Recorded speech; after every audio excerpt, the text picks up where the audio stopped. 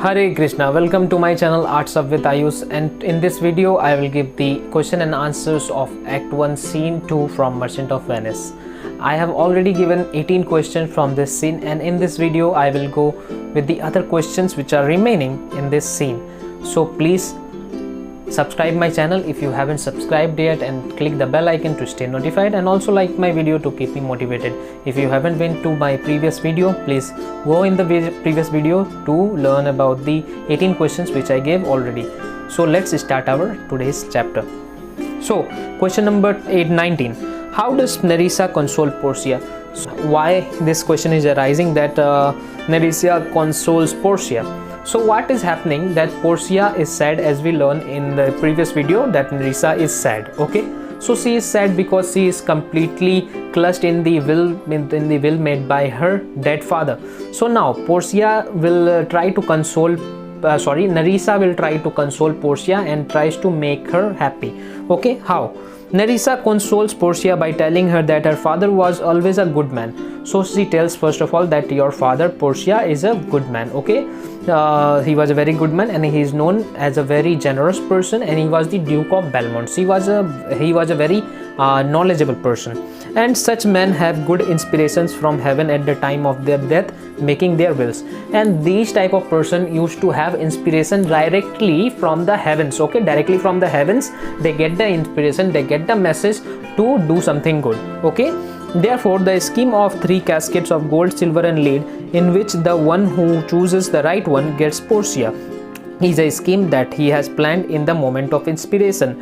And you know that your father has made this will during his time of bedding, during his last time when he was going to die, and during that time he got the message directly from the heaven that he should do this thing in order to protect his daughter, means Portia. Okay, and he made a scheme of 3 caskets, gold, silver and lead, and among that 3 casket there will be a portrait in one of the casket, and whoever will be the suitor, whoever will be the right suitor to choose the correct casket, he will win Portia. Okay, now that being the case, Nerissa assumes Portia that none but the person who really loves her and not her money will always choose the right casket.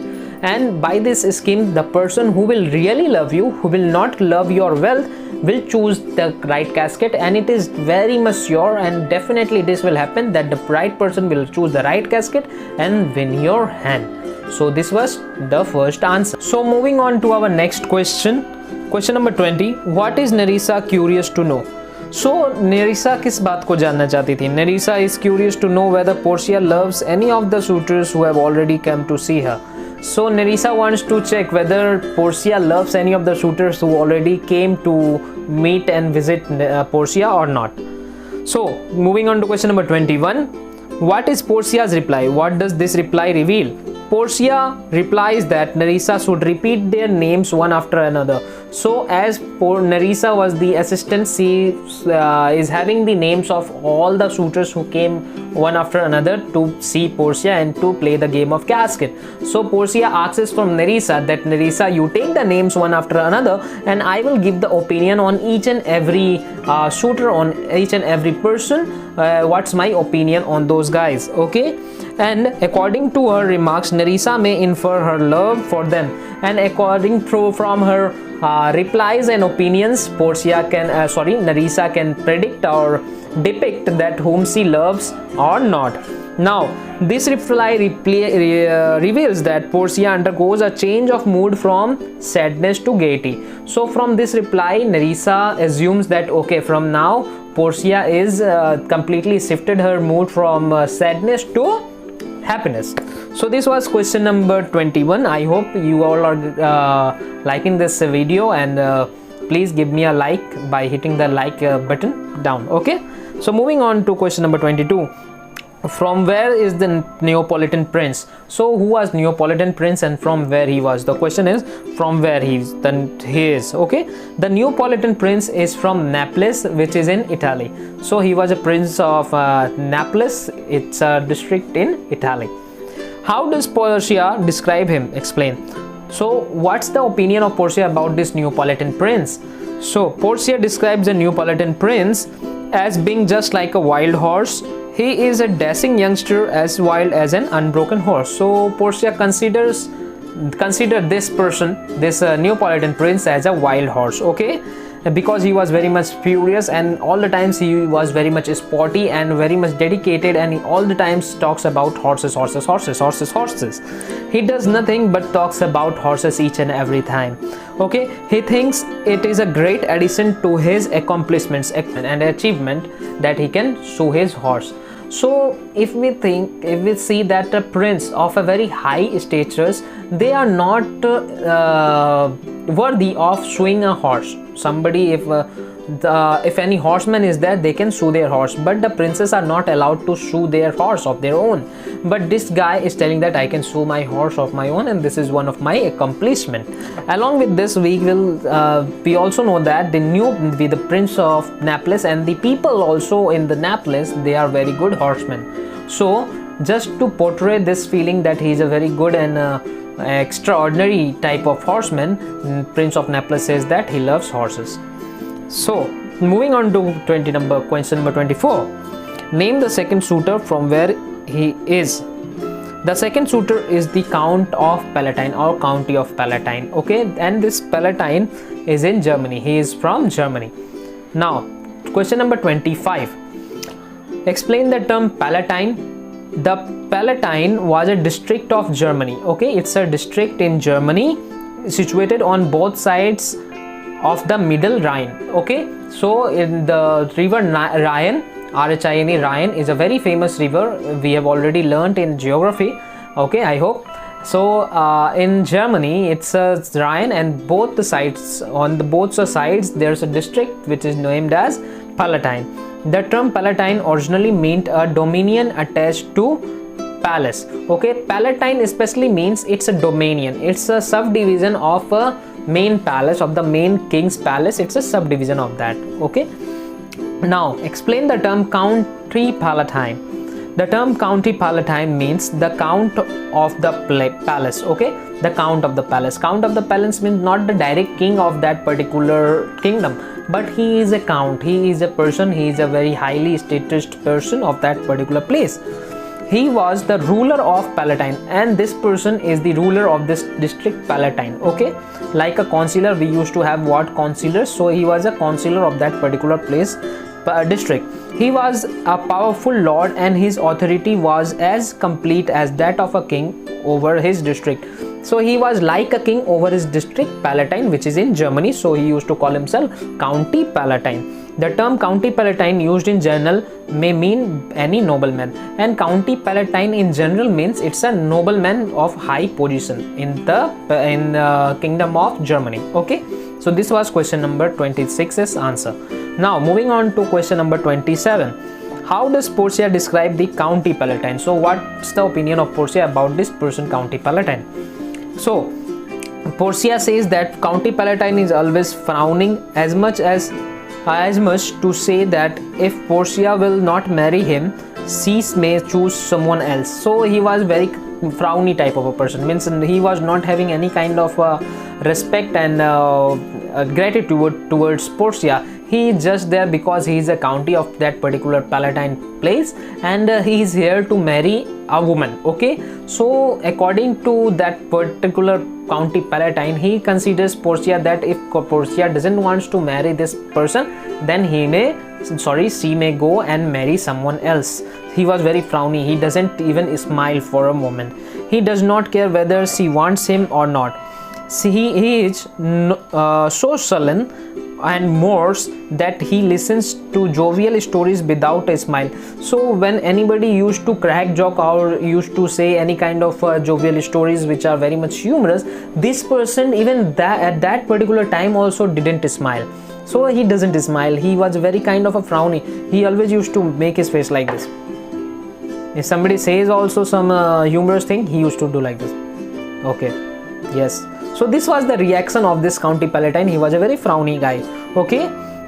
And she is afraid, Portia is afraid that he will become a sad philosopher like Heraclitus when he grows old, because he is so unusually gloomy in his young age.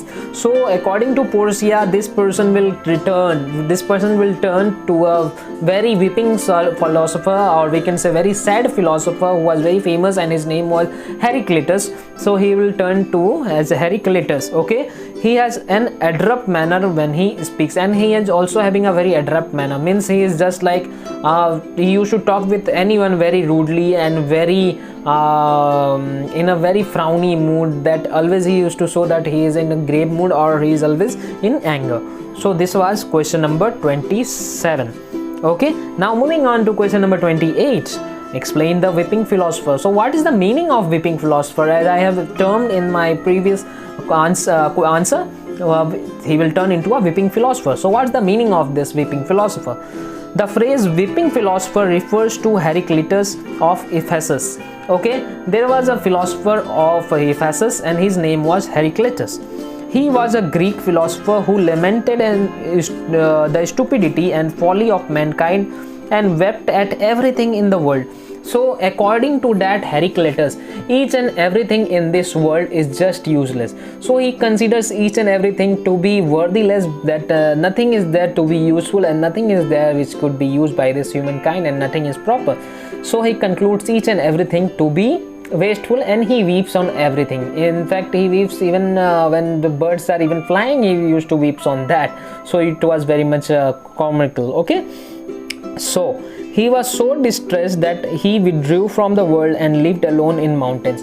And that Heraclitus withdrew himself from Greek and he lived in mountains because he likes no one. He likes nothing in this world. Just he withdrew from the materialistic life and he went to on the mountains to live. So this was a weeping philosopher. So moving on to question number 29. To whom Portia rather be married? Okay, to whom Portia rather be married? Portia क्यों चाहती क्या चाहती थी कि अगर because Portia was not wanting to marry these guys because these are completely stupid and worthless guys, these are according to Portia. So Portia doesn't want to marry them. So Nerissa asks, so from whom you will marry? Okay, so on this Portia says that Portia would rather be married to a grinning skeleton with a bone in his mouth than either of the two suitors, the Neapolitan prince and County Palatine. So Portia says that I would marry a grinning skeleton, means a खोपड़ी, skeleton means a खोपड़ी, नरकंकाल जो होता है मुंड, ठीक है, this grinning skeleton who is just smiling all the time like this, he, okay, and having a piece of bone in his mouth. So he will, she is tried, even she is completely agreeing to marry those guys, but she will not marry these type of two creatures like Neapolitan prince and the County of Palatine. So this was answer number 29. Okay, so I hope everybody is enjoying this. Please note down all the question and answers because these are very important ones. Okay, so moving on to question number 30, right? Explain death's head with a bone in his mouth. So what is the meaning of this phrase, death's head with a bone in his mouth? The phrase death's head referred to a skull. It is a skull. Death's head means a skull. Okay, the emblem of a skull with two bones crossed underneath was usually known as death's head. So a skull with two bones like this, we are very familiar with this sign. So this emblem, this symbol signifies the death head. Okay, means death. It was often carved on the tombstones as an emblem of men's mortality, that the man will be ever forever is the man is no more, so he is dead. So to signify death, this emblem, this symbol is carved on the tombstones, means the graves of those guys who are no more. Portia refers to a different type of skull, a grinning skull with a bone in its mouth. According to Percival, the bone is the food of appropriate for death. So Portia is using the term bone in mouth. Okay, grinning, that she will marry a grinning skull, mean a skull who is always smiling like this and that skull is having a bone in his mouth, and this bone is actually considered to be the food of death. Bone is considered to be the food of death. So Portia will marry this grinning skull, but not these two creatures. Okay, moving on to question number 31. What prayer does she utter now? What prayer does Portia prays now? Portia prays to God to protect her from the two suitors just mentioned, as Portia was not willing to marry these two stupid guys, so she was praying from God to save her. Name the third suitor. From where is he? So now, who was the third suitor who enters the scene? The third suitor is Monsieur Le Bon. So Monsieur Le Bon, he is from France. How does Portia describe Monsieur Le Bon? Monsieur Le Bon के बारे में Portia का क्या opinion है? Portia says that since God has created him, he may be considered to be a man. That God, he is a creation of God, so he will consider him as a man. Okay. Now she knows it is wrong to mock other, but this French lord is more attached to his horse than the Prince of Naples. So the Prince of Naples was a horseman, and he was very much attached and very much attracted towards the horses. But this Monsieur Le Bon, who is from France, is much more attached to his horse than even the Prince of Naples, means Neapolitan prince. So he beats the German count in the bad habit of frowning, and he is much more frownier. He is having much more frowny face and much more frowny mood than the Palatine of Germany. Okay, County Palatine. He has every man's fault, but is not man at all. He is having a, what we call it, an issue or a fault or a flaws of each and every man, but he is not a man by himself. Okay, so he is not real man, as he does not have any individuality. If he hears the thrush singing, he starts dancing immediately. So he is a person who reacts on each and every small things. Even if a bird starts chirping, twee twee twee, he started dancing on that particular tune. So it was very odd to look on a person, to look to a person who is dancing, who is of this age, who is elderly person or aged person, and he will start dancing on the sound of a bird.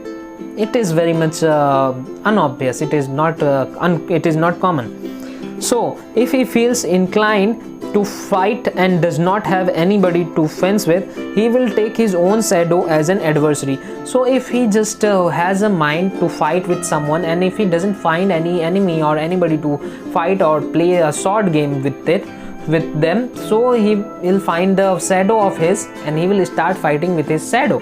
So he was a person who was very much childish, who is behaving and acting very foolishly. Okay, if she should marry him, it would be as if she were married to 20 husbands, as he is never one man but 20 men by turn.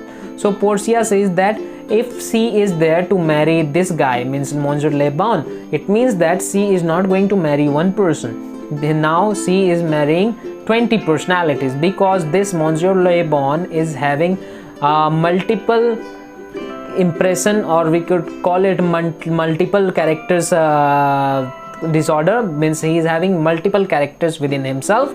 So Portia says that it would be good, it would be fine if I married 20 persons. So this was answer number 33. So moving on to question number 34. How would Portia behave if he despised her and if he loved her to madness? So if Monsieur Le Bon loved Portia for his madness, means he was mad for Portia, then what will be the reaction of Portia? So if Monsieur Le Bon despised Portia, she would not be in the least angry and would forgive him. Portia says that I will forgive that guy because that guy is not having a single individuality, or he is not having a single complexion. If he loved her to desperation, if he was desperate in loving her, she could never return his love, since she could never possibly love 20 husbands. So Portia says that she is not able to return the love of 20 husbands, because this person is not having one individuality, but he is having 20 characteristics in his own, indulged in his own. And according to Portia will not be able to return 20 persons love at one time. So this was the answer of this question. Moving on to question number 35. Name the fourth suitor. from where he is. The fourth suitor is Falconbridge, a young baron. Okay, his name is Falconbridge. He is a young baron and he is from England. So number 36, why does Portia have nothing to say to him? Portia has nothing to say to him as neither of them understand the other's language. Okay, so for a young baron it is very much complicated because Portia was not able to understand the language which was being spoken by this baron of England. Okay, he does not know either Latin, French or Italian. So this baron doesn't know Latin, French, Italian, which was very much flourished in Europe during those times. So and Portia's knowledge of English is very poor, and Portia also know English, but she was very poor in English, she was very weak in English, so they cannot converse, they cannot interact between each other. So it was not fair, it will not be fair to talk about a person whom she doesn't converse with. Okay, so that is why Portia have nothing to say to him. Now what does she say about his appearance, about Falconbridge's appearance? Portia says that he is very handsome and very fine looking, but then also I cannot I cannot marry a person to whom I cannot talk with. Okay, explain dumb so. Now Portia also considers it this marriage, if she marries Falconbridge as on just because considering on his personality, it will be like a dumb show, means they cannot talk. They will just watch each other on their actings and on their behaviors, on their gestures, but they cannot talk to each other. So now question arises, explain dumb show. The word dumb show refers to a play in which the characters act without speaking, that is by their gestures. A pantomime is a dumb show. Here it means that the Englishman is unable to speak foreign languages, especially Italian, which they are all talking, so he had to converse by means of signs, as in dumb show. It is also means a silent picture. Portia says he is very handsome, but he is dumb show, as no one can be expected to talk to mere silent picture. So Portia refers this dumb show to this Falconbridge because it will be like a dumb show or like a pantomime. Pantomime means a silent movie or a silent act in which not a single character speaks, but they will just do gestures like, so they will do just gestures to talk, to converse, but they cannot speak. So it will be very much useless and very much tiresome for anyone just to go on like a mime, or just to do miming, or just to do gestures to each and everything about each and every word, because they are not dumb. Okay, they are not the personalities whom they cannot speak. They are speakable persons, but they will be forced not to speak because both of them will not understand their personal native languages. So it will be very much hard and tough for both of them to converse and to pass their whole life like that. So that is why Portia considers Falconbridge as a dumb show, and it will be worthless to marry this person. So this was. Now moving on to question number 39. Explain how oddly he is suited. So the line means that he is dressed very strangely and he is very odd in his behavior. So Portia considers this Englishman that he is very strangely dressed, very strange kind of dresses he is wearing. So she refers it by saying that how oddly he is suited. Moving on to question number 40. Describe how the Englishman is dressed. The Englishman wears an Italian jacket, breeched in French fashion. He seems to have gone for his cap to Germany and for his manners to every land under the sun. So he is having the costume of each and every country, and the manner is completely mixed up. It's like a khichdi manner. He is talking in a khichdi way. Okay, so this was all. So in this video we have covered till question number 40. So rest of the questions I will give in my next video. So please stay tuned for more updates and more questions which are going to come in the next video. And please like my video, also share my video. And till then, Vande Mataram, Jai Hind दोस्तों.